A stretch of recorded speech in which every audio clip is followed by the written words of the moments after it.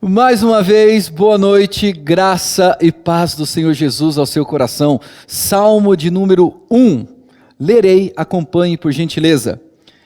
Bem-aventurado o homem, a mulher, que não anda no conselho dos ímpios, não se detém no caminho dos pecadores, nem se assenta na roda dos escarnecedores. Antes, o seu prazer está na lei do Senhor, e na sua lei medita de dia e de noite. Ele é como árvore plantada junto à corrente de águas que no devido tempo dá o seu fruto e cuja folhagem não murcha, e tudo quanto ele faz será bem sucedido. Os ímpios não são assim, são porém como a palha que o vento dispersa. Por isso os perversos não prevalecerão no juízo, nem os pecadores na congregação dos justos, pois o Senhor conhece o caminho dos justos, mas o caminho dos ímpios perecerá. Oremos. Senhor, nós acabamos de ler a Tua palavra. Pedimos que o Teu Espírito não permita que a nossa mente, o nosso ser venha se distrair com outras realidades, mas que possamos ter toda a atenção e que Teu Espírito ilumine a nossa mente e também aplique ao nosso coração, ao nosso ser, para que a Tua palavra encontre morada em nós. Venha, ó Deus, mexer com as nossas estruturas. Venha fazer com que o caráter de Jesus seja formado em nós, para que possamos também refletir nos nossos relacionamentos. Fala conosco agora, em nome de Jesus, amém, amém. Muito bem, Salmo de número 1. É interessante que todos os salmos são chamados de salmos, que vêm através da tradução da Septuaginta, porque esses salmos ou essas poesias, essas orações eram cantadas através de um instrumento judaico chamado saltério, por isso que o nome é salmos.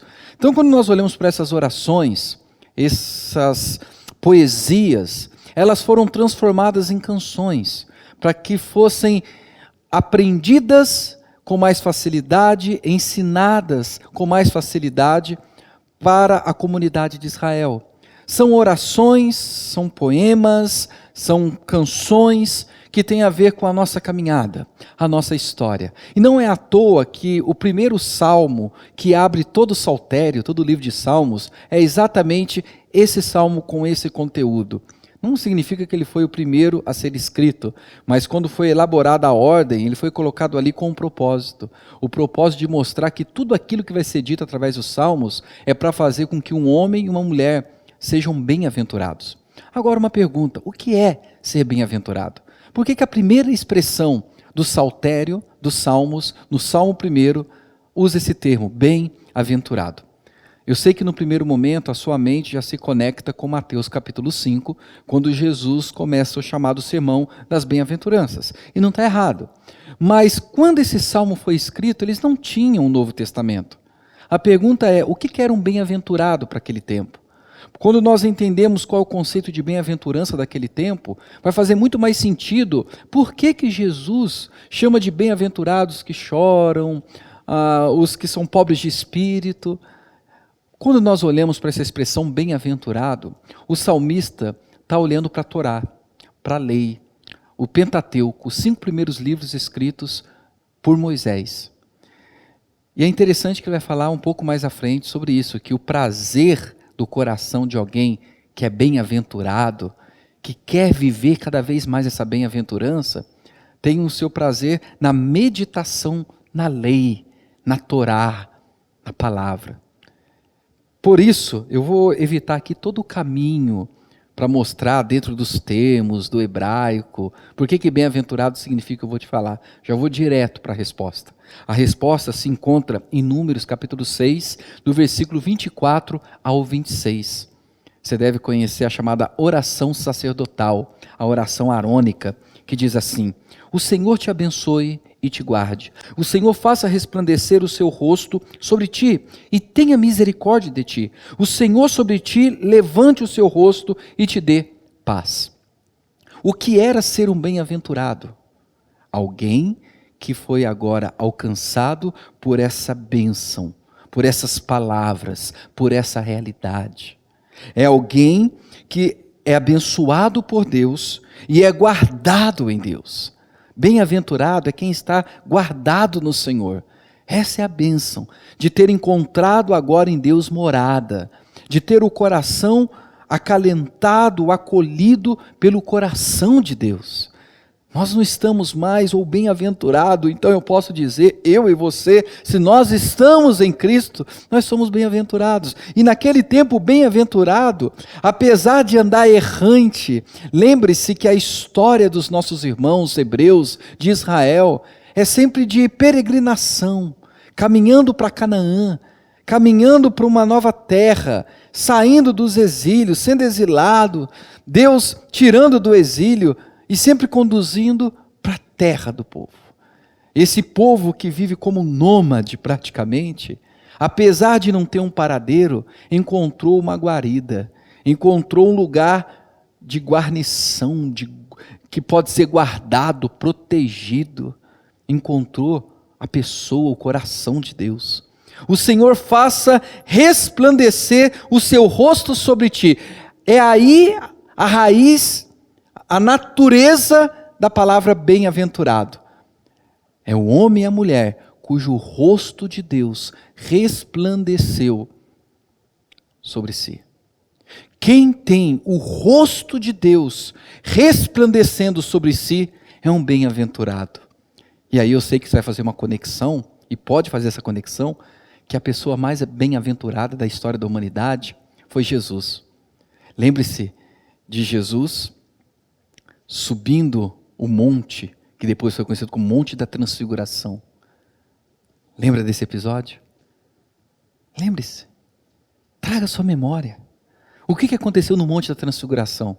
O encontro de Jesus com Deus, aquele ambiente celestial, fez com que o rosto de Jesus transfigurasse.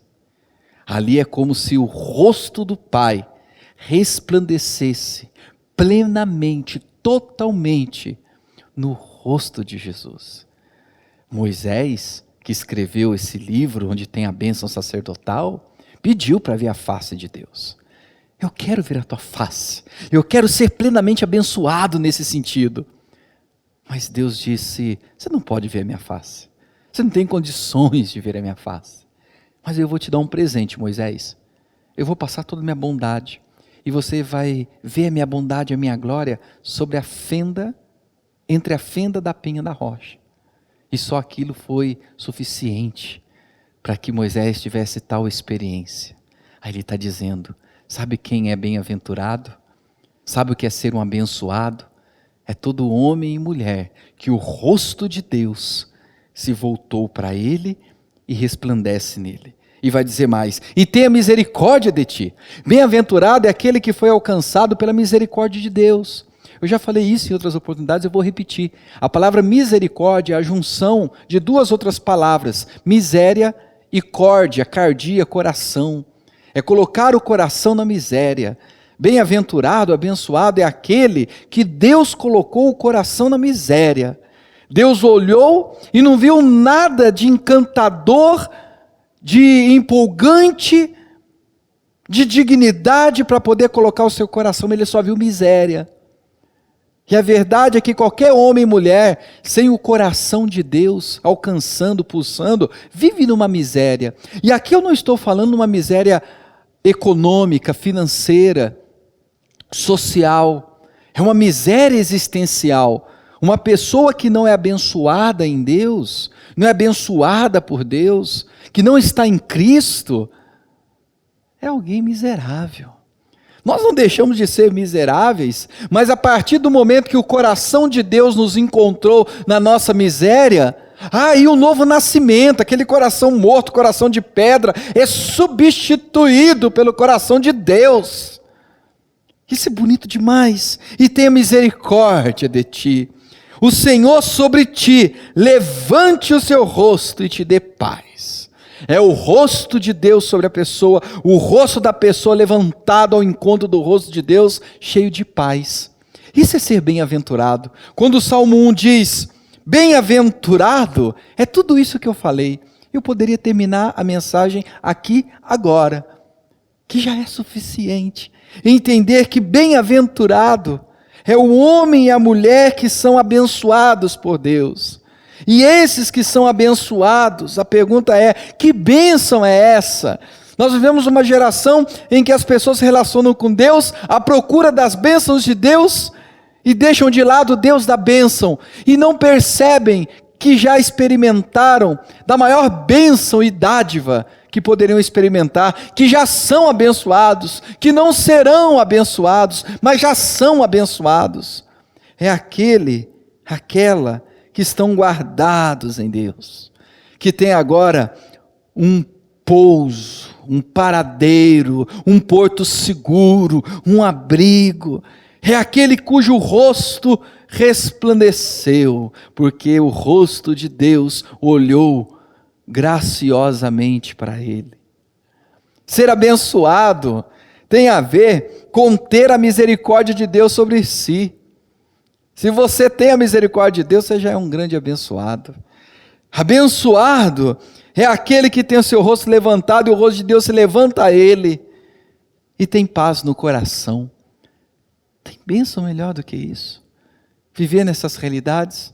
Aí o salmista vai dizer: bem-aventurado o homem que, sendo isso, não anda no conselho dos ímpios, não se detém no caminho dos pecadores, nem se assenta na roda dos escarnecedores. Perceba que ele vai mostrando um processo gradativo, porém degradante para o ser humano. Ele anda, agora ele para, se detém e se assenta. Perceba esse gráfico. Vai progredindo, porém, de maneira decadente. Primeiro ele anda, agora ele para e por fim ele se assenta. E esse andar no conselho dos ímpios tem a ver com se permitir ser guiado, ter a mente formada, os seus pensamentos, as suas percepções em cima da impiedade. É gente que não tem piedade. O ímpio não encontra-se nele piedade para com aqueles que precisam. O ímpio normalmente quer andar e criar para si relações que podem beneficiá-lo, mesmo que o preço seja se tornar um ímpio, negar a piedade, sabotar a história do mais frágil, oprimir. Essa é a ideia da impiedade. No caminho do impiedoso, não tem um olhar para quem é frágil, não tem olhar para o desvalido, marginalizado, aquele que sofre o preconceito. Para o ímpio,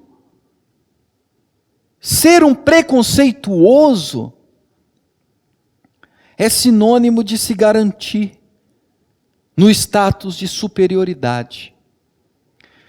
Agora já começou uma nova polêmica, né? Polêmica para quem, de repente,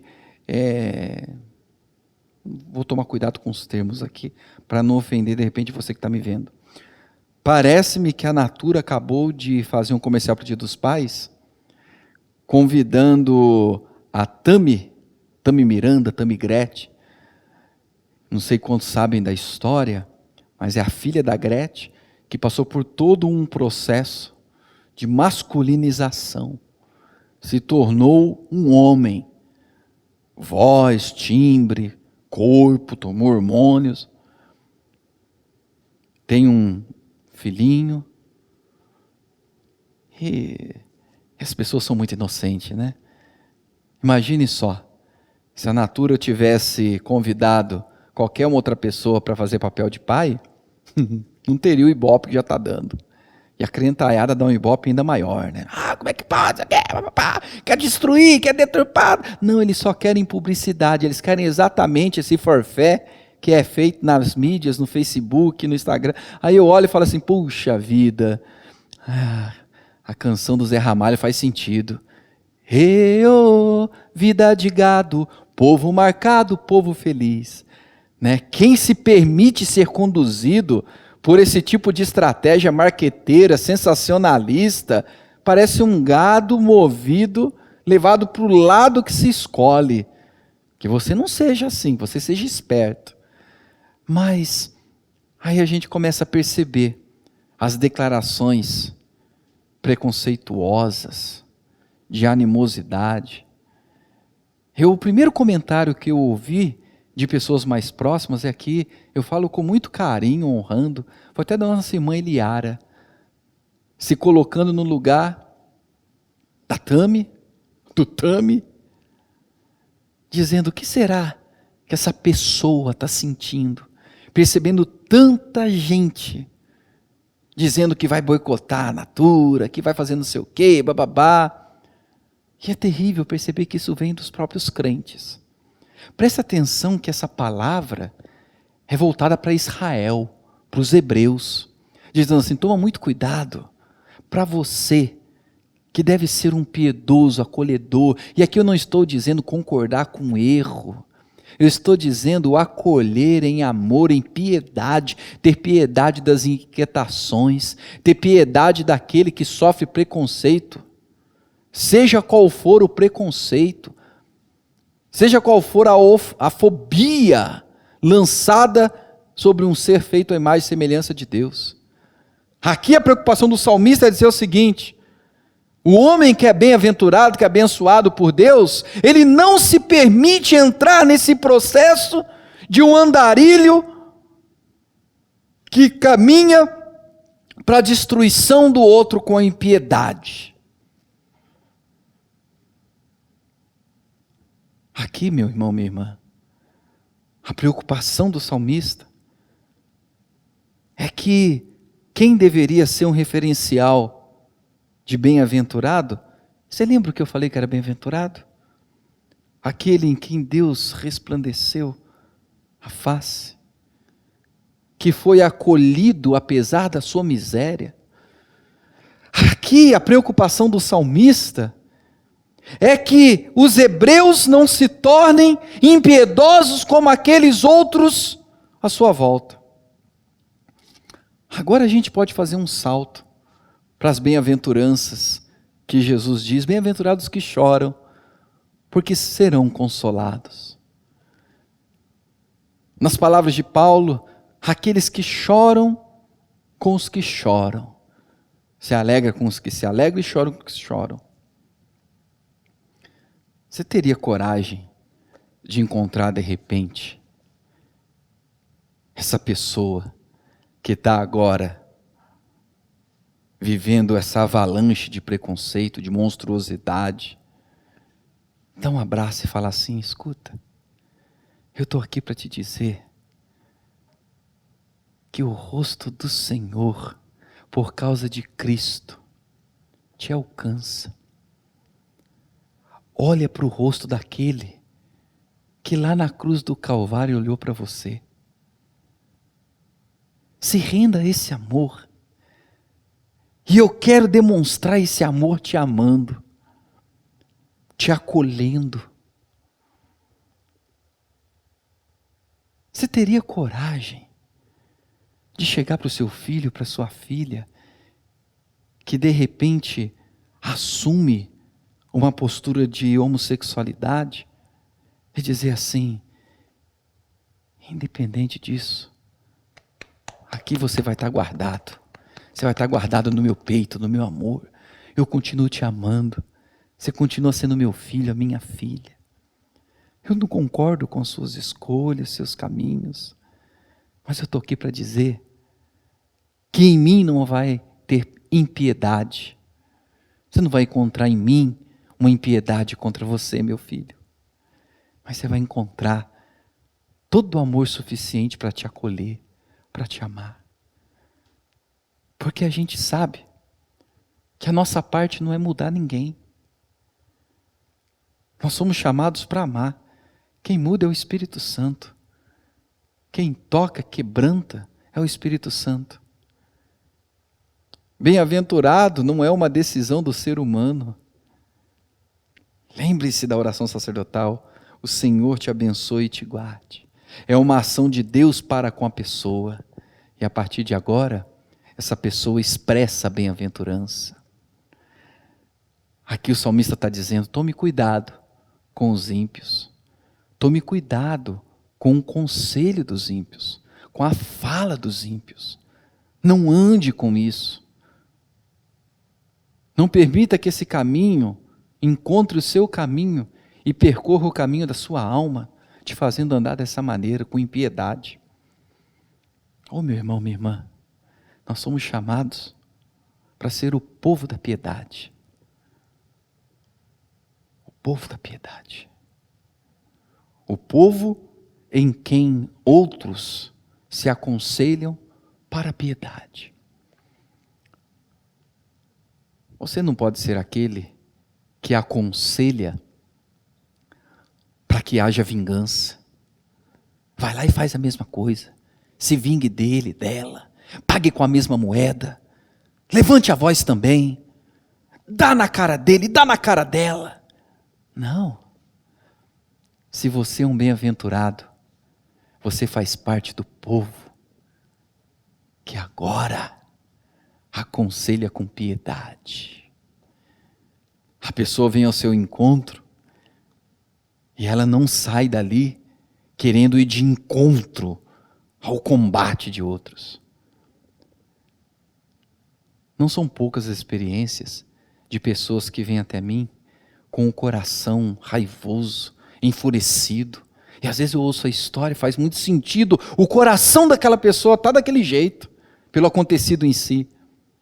Mas eu não permito que aquela pessoa saia dali experimentando de um conselho da minha parte, de uma conversa, de uma mentoria, de um bate-papo, sendo ímpio, com um coração impiedoso. Eu não posso admitir isso em mim. Você não pode admitir isso em você. Você não pode admitir que as suas redes sociais se tornem um ambiente de impiedade. De impiedade para com os mais fracos. Porque a impiedade vem sobre aqueles que não têm condições de se defender. Você não pode. Se você não aconselha com piedade, se você não anda no caminho da piedade, se você gosta dos discursos impiedosos, que o Senhor resplandeça a luz dele sobre o teu rosto. Vamos continuar? Não se detém no caminho dos pecadores. A ideia de pecador tem a ver com aquele que não quer ver a glória de Deus acontecendo onde quer que ele se encontre. Tem pessoas que vivem uma vida para que eles sejam glorificados. A ideia de pecado é a ruptura do que aconteceu no Jardim do Éden, e a partir de agora, Adão passa a ser, ou tem a prepotência de querer ser, o centro do universo. Eva, depois do Jardim do Éden, tem a prepotência, a arrogância, a egolatria de querer que tudo gire em torno do seu próprio umbigo, ou umbigolatria. Isso vai passando para os filhos de Adão. Isso passa para a raça humana.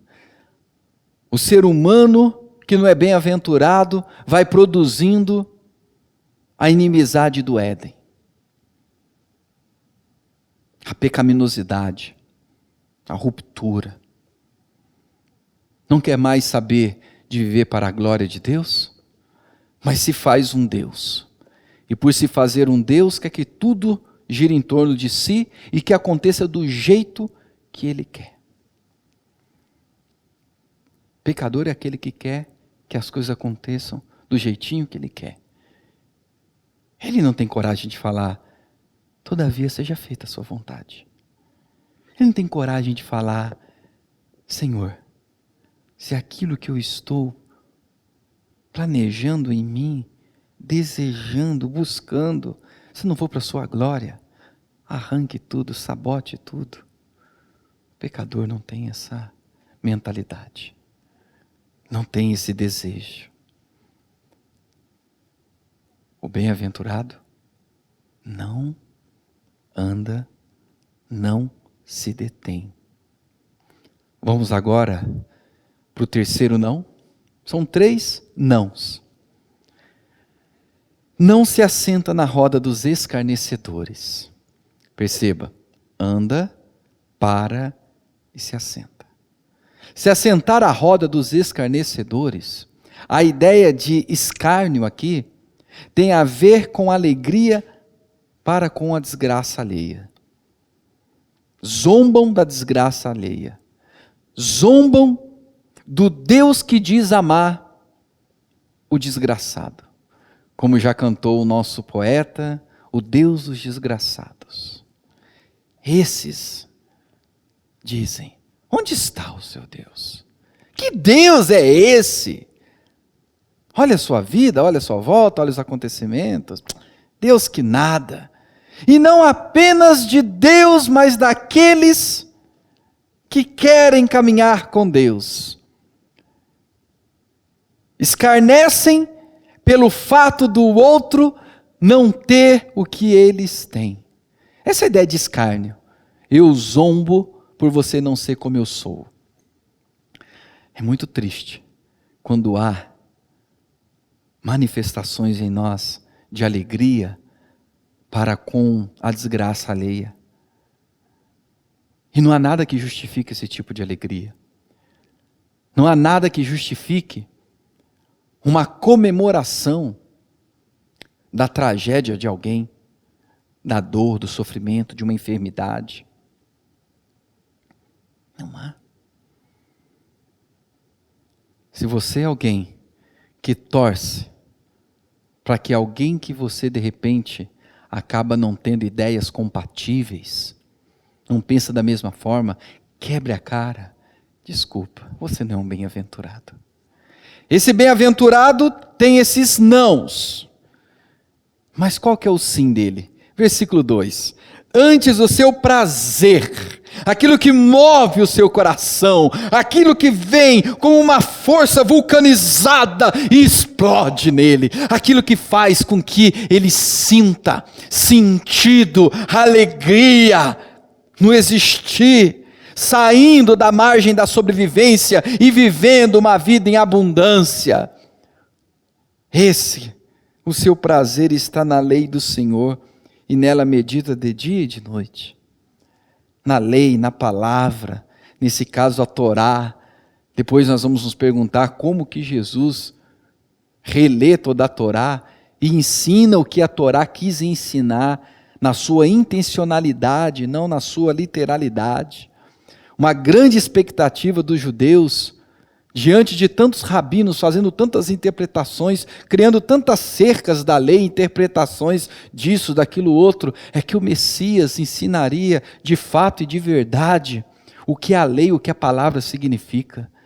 Não é à toa que nós temos tantos paralelos de Jesus para com Moisés, dizendo que, olha, aquele que recebeu a lei e que foi interpretada de maneira tão estranha, legalista ou licenciosa, saiba que esse que está no monte agora ensinando as bem-aventuranças, ou como domingo passado eu falei, no Evangelho de João, na multiplicação dos pães e dos peixes, Jesus ali no monte, no deserto, ele é o Messias, ele é o ungido de Deus, ele é o bem-aventurado, ele é aquele em quem o que Moisés não viu, só viu na fenda da rocha, esse vê plenamente, como diz o Evangelho de João no capítulo 1.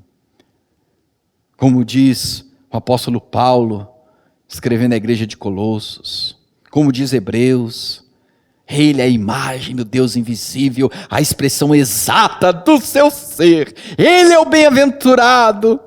Por isso que ser bem-aventurado não tem a ver, quando eu medito na lei do Senhor, essa lei mostra a minha incapacidade do ser, essa lei mostra as minhas imperfeições, e como diz Gálatas, que essa lei na qual eu medito de dia e de noite, serviu de aio, lembra disso? Gálatas, que a lei serviu de aio até Cristo, ou seja, aio, palavra aio é pedagogo no grego, que vem do escravo que conduzia o filho até a escola com segurança, até o seu lugar, até a sua maturidade. A lei nos conduz a Cristo, o bem-aventurado de Deus.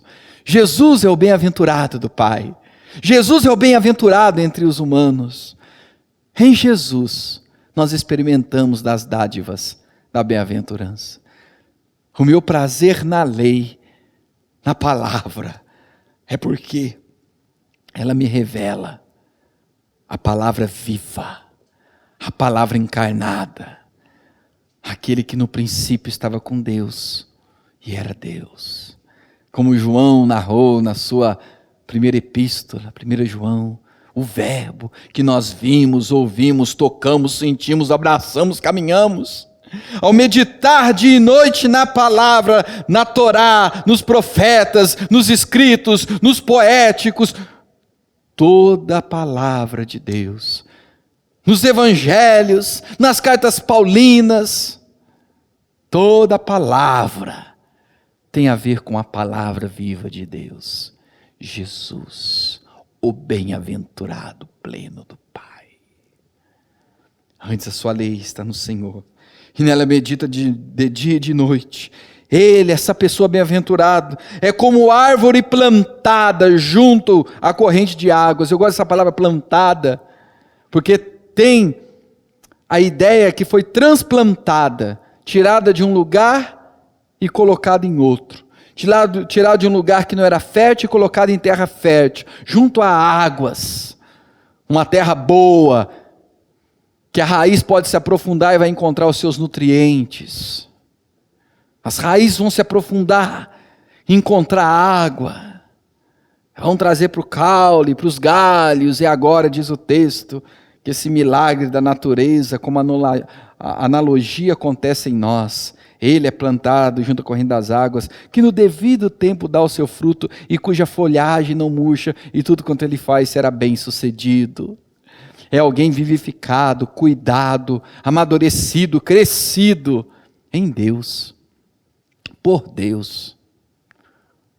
E ele sabe que o mundo é estabelecido em tempos. Como diz Eclesiastes, há tempo para todas as coisas. Nós vivemos as estações no ano, não adianta esperar aquilo que plenamente se tem numa estação na outra. Cada estação traz a sua realidade. Tudo na vida tem seu tempo. Essa pessoa que medita na lei do Senhor, que é um bem-aventurado, que está em Cristo, é alguém que tem em si a bênção de saber que tudo tem o seu tempo, que no tempo certo o fruto vem. Ele não tenta antecipar as coisas, não cria uma estufa para os seus desejos e vontades, porque ele sabe que aquilo que é fruto de verdade, a folhagem que não murcha, os próprios desejos, vontades, projetos, são perecíveis, podem murchar, mas quando nós estamos em Deus, aquilo que nasce em nós vem do próprio Deus. No seu devido tempo, e tudo que Ele faz será bem sucedido. Aqui vem a ideia que as pessoas pegam para sucesso. Se você for assim, você vai ter sucesso na sua vida. Tudo que você fizer profissionalmente vai dar certo. Não é essa a ideia não, querido. Não é essa a ideia. Porque aquele que faz o que faz na história do Antigo Testamento e Novo Testamento tem a ver com Jesus. O que está acontecendo na história dos nossos irmãos hebreus no Antigo Testamento era para a manifestação de Jesus. O que acontece na história do Novo Testamento, na igreja primitiva e até os nossos dias, tem a ver com Jesus. É para a glória de Jesus. Não tem a ver com os nossos projetos serem tão bem elaborados e por causa de Deus, a fé em Deus, vão acontecer, teremos sucesso. Não. E o texto vai continuar. Os ímpios não são assim. São, porém, como a palha que o vento dispersa. Quem não é um bem-aventurado, quem vive a impiedade, a maldade, são pessoas dispersas. Como um vento que leva a palha para um lado para o outro. Essa pessoa não tem paradeiro, não tem beleza, não tem firmeza. A ideia da palha, você sabe o que é uma palha? É uma folha seca. Não tem mais vida, não tem vigor, não tem fruto de verdade. Por isso os perversos não prevalecerão no juízo. O Antigo Testamento sempre falou a respeito do juízo. Aliás, o Antigo Testamento fala muito mais sobre a segunda vinda de Cristo do que a primeira. Sobre o juízo, o retorno, a consumação dos séculos. Esses ímpios, opressores, que não estão no bem-aventurado Jesus, que não caminham como bem-aventurados, estão perdidos no juízo. Agora, esses ainda, pecadores, não conseguem prevalecer e nem permanecer na congregação dos justos. É gente que não consegue ficar com gente do bem. É gente que não consegue congregar, se relacionar. Igreja, por exemplo, quando se pensa no encontro físico, a congregação, a ideia de congregar aqui é assembleia, reunião, ajuntamento. Ele não se ajunta com gente do bem, com gente da fé. Tem muito mais prazer de se ajuntar com tanto de gente do que no contexto da fé. Pois o Senhor conhece o caminho dos justos, mas o caminho dos ímpios perecerá. E assim fechamos o Salmo de número 1, que abre todos os demais salmos. E a minha oração é a oração para que o Senhor te abençoe e te guarde. O Senhor faça resplandecer o seu rosto sobre ti e tenha misericórdia de ti. O Senhor sobre ti levante o seu rosto e te dê paz. Deus te abençoe, em nome de Jesus.